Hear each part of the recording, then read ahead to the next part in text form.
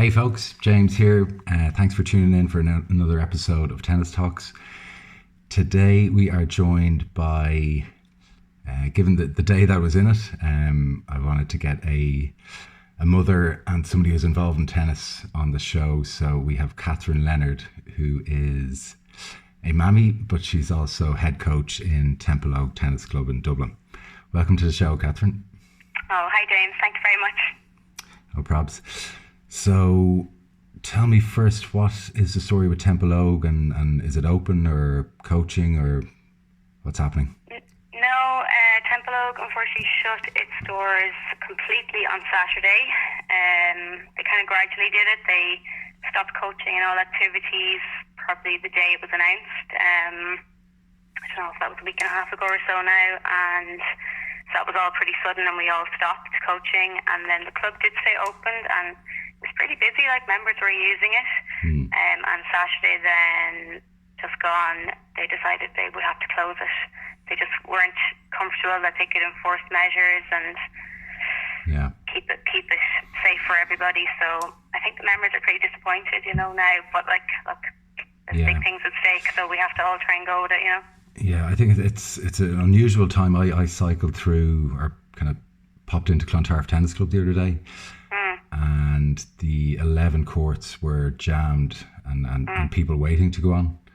And it did seem like everyone was adhering to the measures. It did or didn't? It did. Okay. I think now our 12 courts were full on occasions and people clearing as well. So, I'm sure people were adhering to it, but I think the exec just decided they couldn't take the risk, and it's difficult times for everyone, isn't it? Yeah. So what's the daily routine looking like now that you're not coaching? Well, I have my son Jack off school. Jack is 10, so he has a bit of homework which he gets on with himself really, and then amuses himself, or I amuse him. He has activities to do, like he has his other sports. In fairness, they're all sending through messages and activities and things to keep him busy. Okay. So, it's trying to do that. Temple Oak are doing a few activities as well that I'm videoing myself out in the garden with Jack, and we're doing a few challenges and demos and stuff. We'll set up a blog page on the website. Okay. Is that Temple Oak Tennis Club website? Yeah, Temple Oak Tennis Club will do that for their members. So it's just to try and keep a bit of engagement between the members and the club. I mean, it's hard to know if people want it, because I know even myself, I see a lot of sport activities in schools are flooding groups with info of things to do. But I think we decided to do it through our website, just not to be overloading someone's phone with it, that they can go on and they know we're there, and we'll have the coaches doing videos if they want to come on and watch and take part. Because we just don't know how long we're going to be out of action for, and it's good to try and keep up relations with everyone and keep them busy. If some people are bored and tennis is their number one sport to do. Yeah, true. That's, I suppose, half the reason I set up this podcast is to hopefully, through guests or myself, give a bit of advice on what people can do. And you probably have a mini net. You probably have the luxury of that, do you? The mini nets, yeah. I don't actually have any down here at the house with me, but I have seen a lot of people are doing it. But me and Jack today now, we were doing a volley rally over the swing. Over the top of it. So I'm trying to find different things that different houses might have, that every house can try and do something, Yeah. I suppose most people probably have a back garden, or even at the moment have an open park space to just do simple things like volley to volley or shadow swings. Or exactly, they'll be able to do all that, but even basic activities, like I'm thinking I'll pull out my skipping rope cones. Not everybody has those at hand either, so I will do activities with these things, but you kind of need to have non-equipment stuff as well. And we're trying to cater from four-year-olds right up to adults. So we've kind of done different levels. So level 1 to 4, baby beginners right through to advanced. So people can all take part in something. And so that'll keep me busy. And I'm presuming non-members of Temple Oak Tennis Club log on the website and see these ideas, drills? They're putting it live tomorrow, so I don't actually know. It's a good question. I'm not sure where they're putting it on yet. I don't know if you have to sign in through the members area or not. So we'll see that tomorrow now once they do it. And I think they're going to run a mascot competition as well. We've been kind of planning to get a club mascot and stuff, so we're going to put that live tomorrow to the club as well and get the juniors and adults to kind of vote on like an animal and a name and what it means to the club. So it's kind of a bit of an opportunity to do things like that because people have time and will hopefully take part in it. You know, everyone's so busy normally, we don't get time to do these things. Yeah, and I think, in my opinion, that's the trick these days is, you know, each time you're faced with the question of, you know, do I click on Sky News again, or do I, you know, get a bit down in the dumps or a bit afraid of the doom and gloom? You do have the choice to do something. Like you can read a book or do a bit of exercise or whatever. So I think will be important for people. There is loads to do. I mean, everyone's in a different situation, and like I'll be honest, we live in the country, so we have a great big open space to do lots of walks and stuff. So we haven't hit boredom just yet. It's different, and we are isolated and stuff, but we've plenty to amuse us so far. But look, we'll see how long we're in it for. I came across a fascinating story online today, which really put this whole thing into perspective for me. During the Vietnam War, there was an American, I think he was a fighter pilot, but he was taken by the Vietnamese as a prisoner of war. And he was held in a tiny underground cell, solitary confinement for 7 years straight. Horrible conditions with rats and daily beatings, etc. But back in America, he was a keen golfer. And he decided that he wasn't going to freak out or lose it like apparently his other prisoners were. So he decided he was going to visually in his mind play a full round of golf on his local golf course every day for 7 years straight, 7 days a week. And he did it in real time. So he imagined different weather conditions. I think he placed one thumb inside his other hand to imagine that he was actually swinging a golf club. And he did that relentlessly and apparently said that that's basically what got him through. And what I thought was the most fascinating part of the story is the first thing he did after he got out, went back to America. The first thing he did was went back to his local course, played a round of golf, and despite the horrible conditions for 7 years, he shot the best round of golf that he ever did in his whole life. Which I thought I mean, I will tackle some kind of mental challenges and psychological things people can do, and even maybe watching tennis matches. You know, you've got a lot of tennis fanatics in Temple Oak Tennis Club that live for it, you know. I think the same in every club. There's loads of adults particularly that adore it, and they will watch and they want to learn and get better, and if they do have downtime, I think it's a good opportunity for them to learn some stuff like that, you know. And I think watching a tennis match, whether it be on YouTube or a replay somewhere, one, it's pure entertainment, and you get to watch the likes of Serena Williams or Federer or whoever it might be, but what also will be happening in the subconscious is you'll actually be learning. It'll help your tennis eventually when we can all go back and play. So definitely.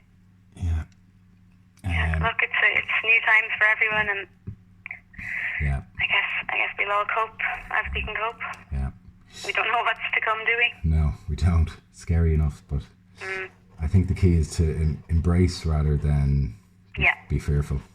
Yes, definitely. I think just take each day as it comes, and you know, I do think we all maybe need a reminder now and again to slow down and spend that time with the family as well, if you can. So on a lighter note, You know I want to drag a funny story out of everyone on the show.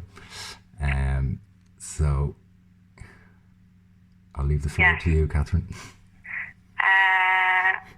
Funny story. I would probably have a bit of a reputation with people who know me and are friends with me for being a sleepwalker. Okay. So I've done it since I was a child, and anyone who rooms with me will have an experience of it over the years. Okay. So I suppose there's many stories I could tell you, but probably we'll stick with tennis related-ish. I was on a trip under 16.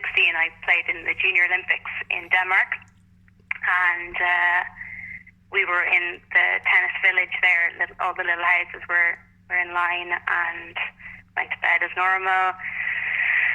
Somehow managed to sleepwalk into the Irish gymnastic team's room, and they were all obviously identical, and I think I woke up in the room and thought it was my room. Anyway, so I'm in the bedroom of the gymnastic team. So obviously that didn't go down too lightly with everyone. Right. And then I had to face them all the next day. Yeah, you're lucky they didn't jump you. Jesus, no. Well, actually, they were a girls' team. Okay. That's a plus. It could have gone into anyone's room, but I remember many tennis trips I've been on, and people will always comment if they share with me. I've done things. I'll be up walking, randomly chasing a spider in the corner or something crazy. That's like mad. so. And I don't really understand sleepwalking. Do you? You don't do it. Not that I know of. Do you, when you wake up, do you remember it as a dream or is it a complete blank? I remember parts of it, kind of the latter, probably when I'm coming around a little bit, and then maybe not before that. Okay. If that makes sense. Yeah. But I usually would remember what I had done maybe just before awakening, you know? Sounds so dodgy, what I had done.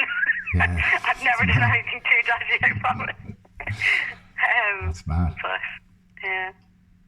I think I've grown out of it. Okay. Maybe. And so what are your days looking like now yourself in general, now that you're not?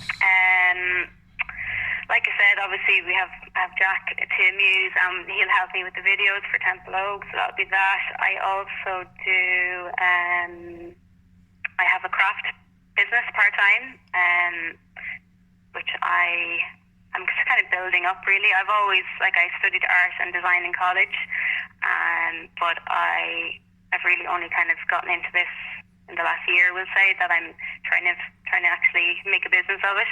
Yeah. So I'm pretty busy actually at the moment with orders for that. And what do you do exactly? I make handmade cards, kind of invitations, paper goods like that, and personalised gifts.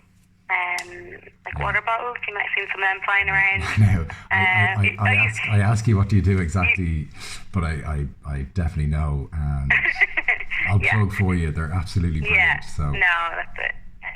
So it's good. I really enjoy it. And I did say I would take this time as well to kind of build my business and stuff in that regard as well. But easier said than done. Yes. You know, when you're trying to amuse people. Yeah.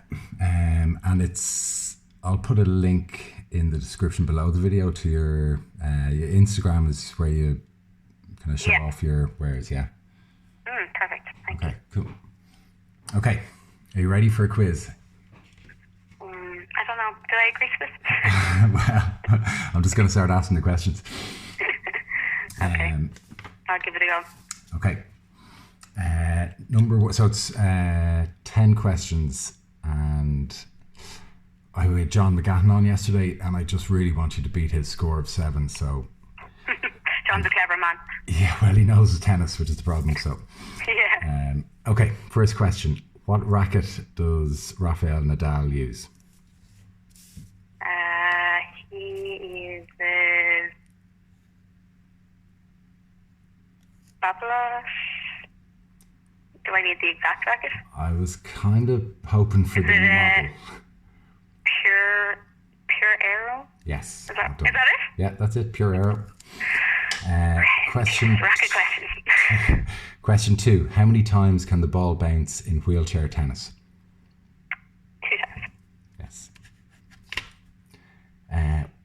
What city is the Australian Open played in? Melbourne. Correct. Who is currently ranked number 3 in ladies professional tennis? I definitely need Jack to help me with these ones. I think he knows everything. Well, I guess. Shout to him from the other room. The other room. He's a bit far away. Number 3. Is it Kenin? No. No. Karolina Pliskova. Okay. Who is the Irish umpire who regularly umpires in the Grand Slams? Bert Murphy? Yes. Do you know him? Well, I did know him in Castleknock years and years ago. Okay. I wouldn't say I know him now. Okay.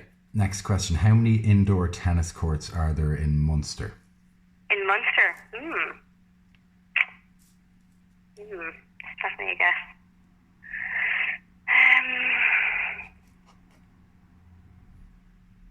Exact courts or clubs? The exact number of courts. Courts. Yeah. I was wondering that actually recently with somebody. Cork's not a place I go to very often, James. Well, it's the whole of Munster. Is the sports village closed down now? Just answer the question, will you? No, are we not allowed to chat during the quiz? Is there a time in it? No time. Time doesn't exist anymore. Jesus. What? There's no such thing as time anymore. No. Okay, I'm just going to throw a random guess.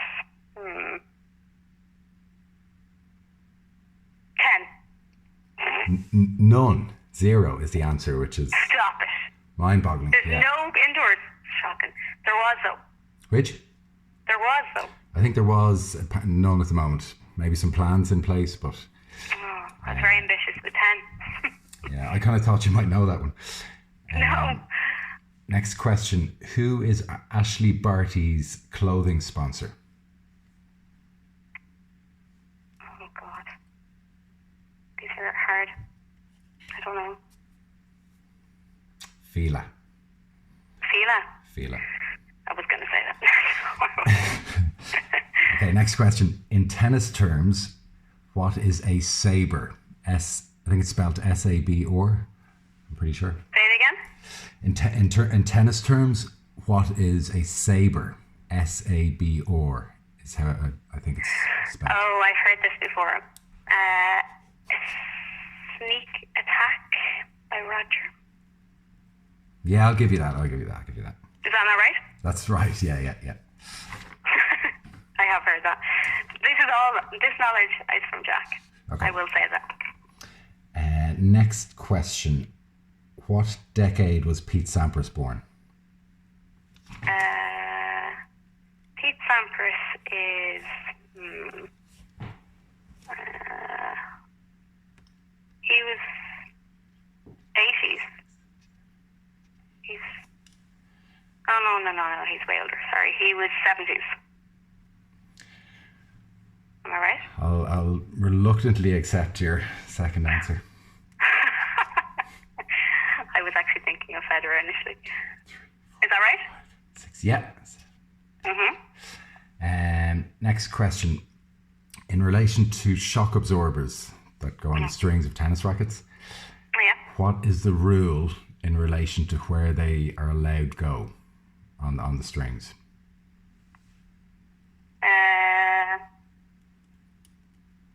Like where? Yeah. They go on...